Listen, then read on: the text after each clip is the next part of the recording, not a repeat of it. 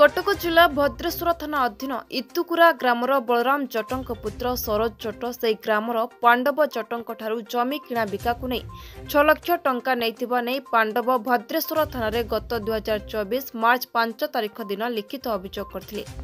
गत 2024 मार्च 6 तारिख दिन बलराम जट थाना को जाइथिले। एहा परे थाना पक्षरु कहिले जे यार समाधान करी थाना रे रिपोर्ट दियंतु। गत 2024 एप्रिल 7 तारिख दिन पुनर्बार थाना पक्षरु बलराम जट एवं तांको पुत्र सरोजों को थाना को डका जाइथिला। गत 2024 एप्रिल 8 तारिख दिन पुलिस बाबू सेमानकु गाड़ी गुड़ज करी माड़ मारिबा सह एक बंड कागज रे बलराम एवं सरोजों ठारू दस्तखत नहीं सालेपुर एसडीपीओ कार्यालय रे सरोज लिखित अभियोग करछंती।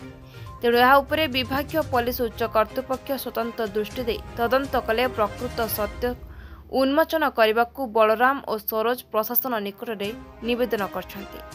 ए संपर्क में पांडव जट को पचारिबारु से कौनसी प्रतिक्रिया दे पारि नथिले। सेहीपरि भद्रेश्वर थाना अधिकारी काबुली बारिकों को पचारिबारु अभियोग पाइछि व्यस्त थिबा कही फोन काटी देथिले। एने आम प्रतिनिधि पचारिबारु सेमाने जहा कहंती आसंतु सुनिबा।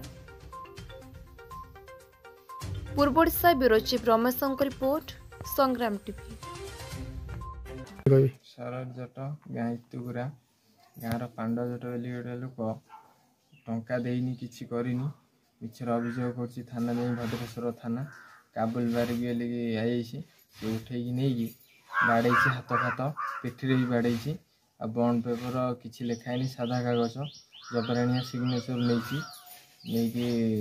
कहती मु टंका 6 लाख तमें दियो कौन कर कौन कर सालेपुर नहीं एफआईआर देसी कौन चाहूँ बर्तमान न्याय चाहूँ मोर खाया खटिले खाऊ आम टोटाल टंका नहींनु आम न्याय ही चाहूँ।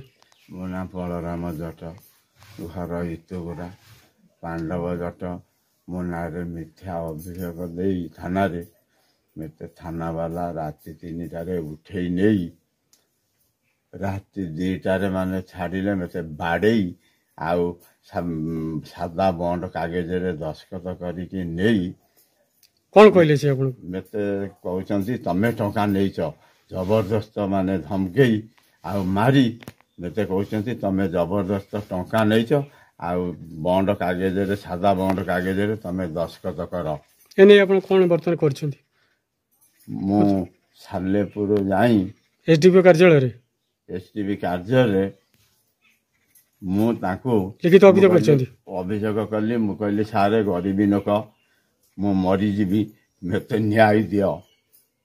आपन परिचय मो ना श्रीनिवास राउत पूर्वतन सरपंच हलदिया ग्राम पंचायत।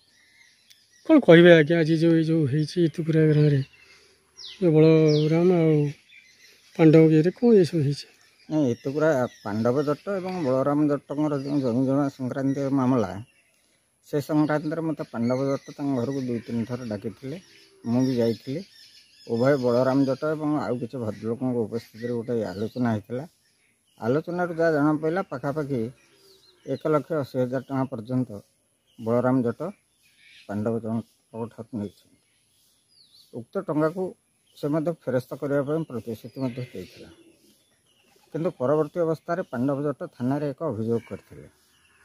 से अभियोग को आधार करी थाना बाबू मत डाकी मुझे ए बाबद विस्तृत विवरण प्रदान करथिले।